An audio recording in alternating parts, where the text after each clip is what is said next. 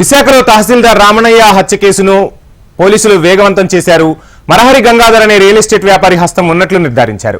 గంగాధర్ ఆచూకీ కోసం పోలీసులు ముమ్మరంగా గాలిస్తున్నారు. అయితే గంగాధర్ చెన్నైలో ఉన్నట్లు సమాచారం అందడంతో పోలీసులు విశాఖ నుంచి చెన్నైకు బయలుదేరారు. మధురవాడలోని ఓ అపార్ట్మెంట్ లో కన్వెయన్స్ డీడ్ ఇప్పించే విషయంలో రమణయ్య గంగాధర్ మధ్య లావాదేవీలు జరిగినట్లు పోలీసులు అనుమానిస్తున్నారు. రమణయ్యకు బదిలీ కావడంతో డేట్ మార్చి సంతకం పెట్టాలని గంగాధర్ ఒత్తిడి చేశారని తెలుస్తుంది. దీనికి నిరాకరించిన రమణయ్యను హత్య చేసినట్లుగా అనుమానిస్తున్నారు.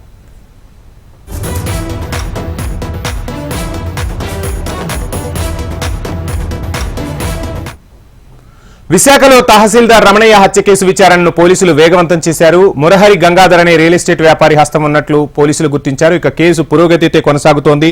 కేసుకు సంబంధించిన లేటెస్ట్ అప్డేట్స్ అందించేందుకు మా విశాఖ ప్రతినిధి అనురాధ జాయిన్ అవుతున్నారు. అనురాధ, చూస్తున్నాం ఆంధ్రప్రదేశ్ లో సంచలనం సృష్టించినటువంటి ఎంఆర్ఓ హత్య కేసులో పోలీసులు పురోగతి సాధించినట్టు తెలుస్తుంది. మొత్తంగా దర్యాప్తు ఎలా సాగుతుంది? లేటెస్ట్ అప్డేట్స్ ఏంటి అనురాధ?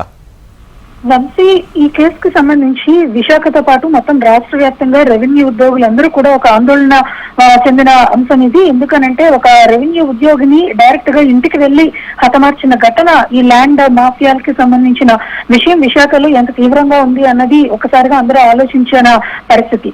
అయితే ఎంఆర్ఓ రమణయ్య కేసుకు సంబంధించి దర్యాప్తులో చాలా పురోగతి కనిపిస్తూ ఉంది. ఎందుకంటే పోలీసులు చాలా సీరియస్ గా ఈ కేసుని తీసుకుని ఇన్వెస్టిగేషన్ కంప్లీట్ చేస్తూ ఉన్నారు. అయితే ఈ కేసుకు సంబంధించి ప్రధాన కీలకమైన నిందితుడిగా గుర్తించిన మురహరి గంగాధర్ కి సంబంధించి అతని హస్తం ఉన్నట్లుగా పోలీసులు ఇప్పటికే నిర్ధారించారు.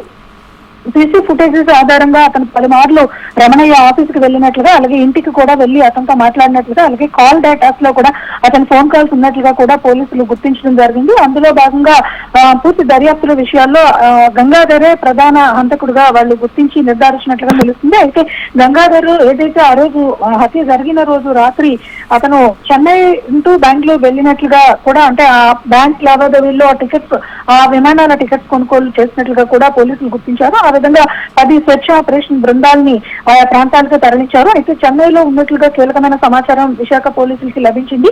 మరి ఈ రోజు రేపట్లో గంగాధర్ ని అక్కడ వాళ్ళు అదుపులోకి తీసుకుని విశాఖపట్నం తీసుకొచ్చే ప్రయత్నం చేస్తున్నారు. అయితే మొత్తంగా ఈ వ్యవహారానికి సంబంధించి ఎంఆర్ఓ రమణయ్య, అలాగే ఏదైతే Gangadhar real estate broker Gangadhar, వీళ్ళిద్దరి మధ్యన కూడా పెద్ద ఎత్తున ఆర్థిక లావాదేవీలు భూ వ్యవహారాల్లో జరిగినట్లుగా కూడా పోలీసులు నిర్ధారించారు. ఒక రుషికొండ దగ్గర ఉన్న ఒక జియోల్ అపార్ట్మెంట్ అనే ఒక అపార్ట్మెంట్ లో కన్వెన్షన్ డీడ్ కి సంబంధించి భారీ ఎత్తున నగదు బదిలీలు కావడం కూడా గుర్తించారు. అయితే అందులో భాగంగా ఏదైతే ఎంఆర్ఓ మీద గంగాధర్ తీసుకొచ్చారు, ఆ డేట్లు మార్చి సంతకాలు చేయాలి, కన్వెన్షన్ డీడ్ ని వెంటనే ఆ ప్రక్రియను పూర్తి చేయాలి అని. అయితే ఏదైతే రమణయ్యకి బదిలీ కావడంతో విజయనగరం వెళ్లిన నేపథ్యంలో ఆయన అందుకు అంగీకరించలేదు.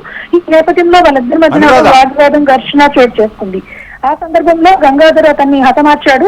ఇది ఉద్దేశపూర్వకంగా జరిగినట్లుగానే కూడా పోలీసులు నిర్ధారించారు. ఏది ఏమైనా కేసులో అయితే మాత్రం చాలా వేగవంతంగా దర్యాప్తు కొనసాగుతుంది. ఈ రోజు రేపట్లో గంగాధర్ని అదుపులోకి తీసుకుంటే కనుక మరిన్ని విషయాలు వెలుగులోకి వచ్చే అవకాశం అయితే కనిపిస్తుంది. వంశీ, అనురాధ, ప్రశాంతంగా ఉండే సాగర తీరంలో మీరు చెప్పినట్లు ఒక్కసారిగా రియల్ దందా అనేది పెరిగిపోయింది. ఒక ఎంఆర్ఓనే హత్య చేసే స్థాయికి రియల్ దందా పెరిగిందనే వాదనలు వినిపిస్తూ ఉన్నాయి. ఈ నేపథ్యంలో పోలీసులు ఇటు రెవెన్యూ ఉద్యోగులకు కానీ, అంటే ప్రభుత్వ ఉద్యోగులకు కానీ, విశాఖ వాసులకు కానీ భద్రత విషయంలో ఎటువంటి జాగ్రత్తలు చెప్తున్నారు? రానున్న రోజుల్లో ఎటువంటి యాక్షన్స్ తీసుకునే అవకాశం ఉందంటారు?